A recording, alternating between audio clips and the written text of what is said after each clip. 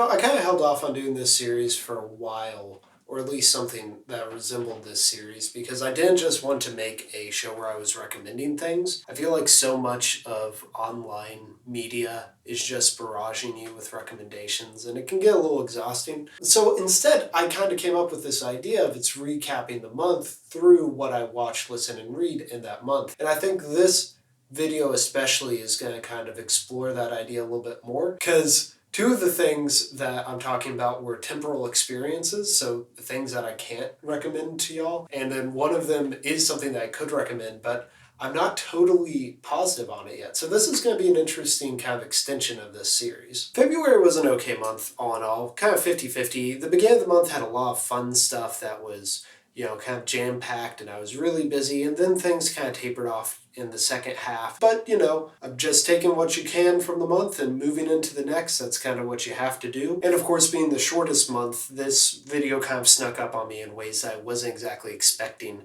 So I kind of was scrambling to figure out, okay, what am I going to talk about in this video? But let's start by talking about what I've been watching this month.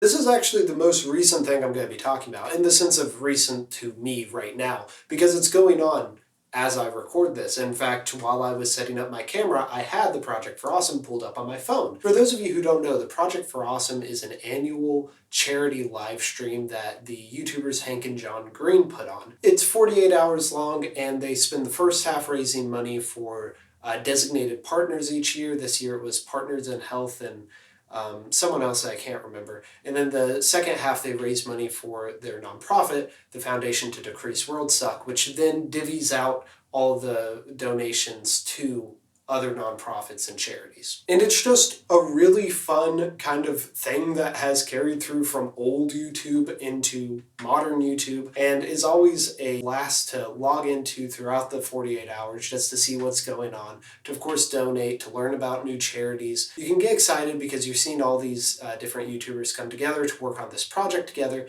but also you are doing good and you're part of a community that's doing good, which is something that in the year of our Lord 2022 is something that I am trying to focus on more. A very different thing to watch compared to what I would usually be talking about, but definitely one that is going to be taking up my time today and then tomorrow as I edit this. Of course, by the time that I'm done editing this, the Project for Awesome will be over, but temporal events are something that I'm going to be talking about from time to time. And continuing that thread of events, let's talk about what I've been listening to this month.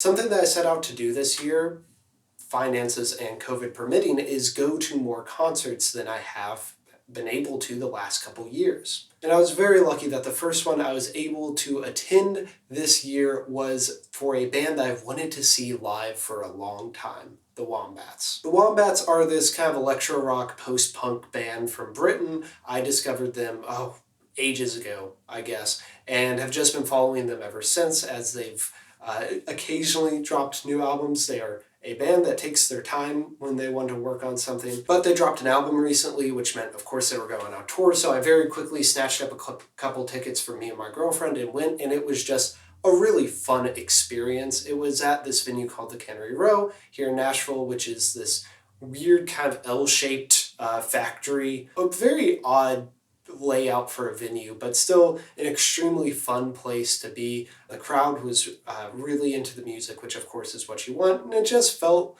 like a real exercise in celebration and joy.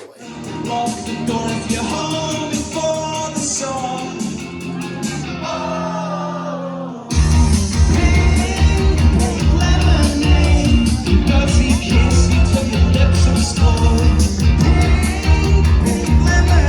And the Wombats write music that is just really fun to sing along with live, to chant with all these other people, and then of course to dance to. I'm not sure how much I'll talk about concerts going forward because they're kind of hard to describe. They're kind of an in-the-moment thing, but I did want to kind of highlight this as a moment when I got to celebrate something, share something that I love with my girlfriend, and then also just kick off the year with some great music. And finally, what have I been reading in February 2022?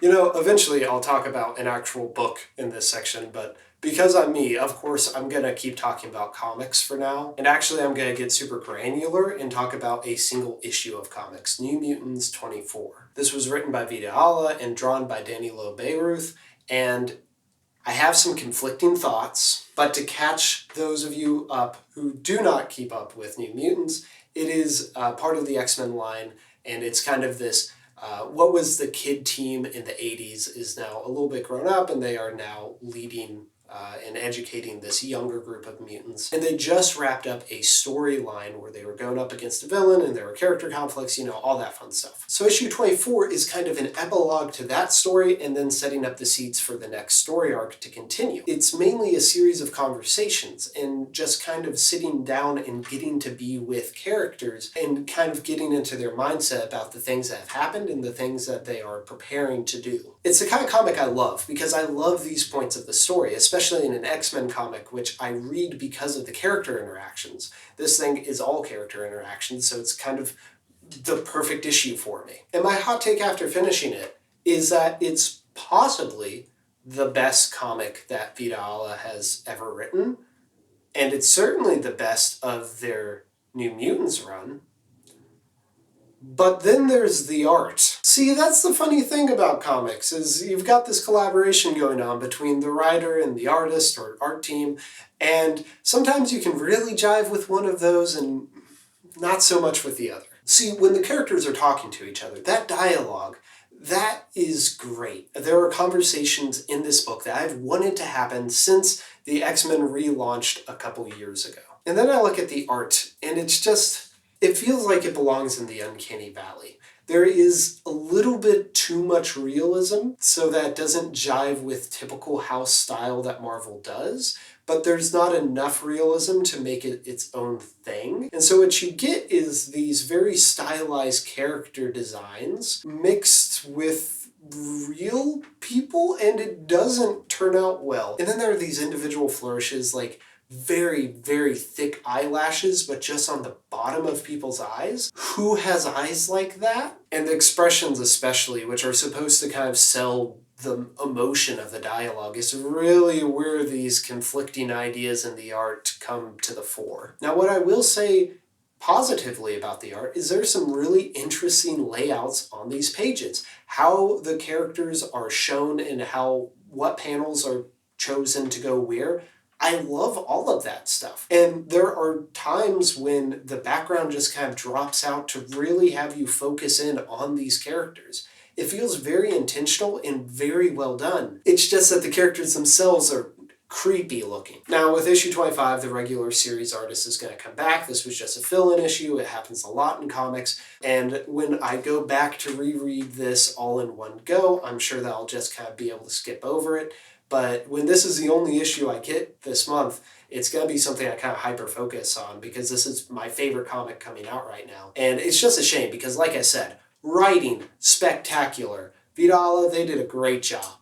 Art, not so much. And there you have it. That's what I've been watching, listening, and reading to in the month of 2022. Of course, there's been a lot other stuff going on. I've started writing again, which is always very satisfying to get back to. And I'm working on kind of a more long-term project for the channel, which I'm very excited to tell you all more about as I get closer to realizing the next steps of that. But as for now, I'm going to leave you to it, and I will see you next month.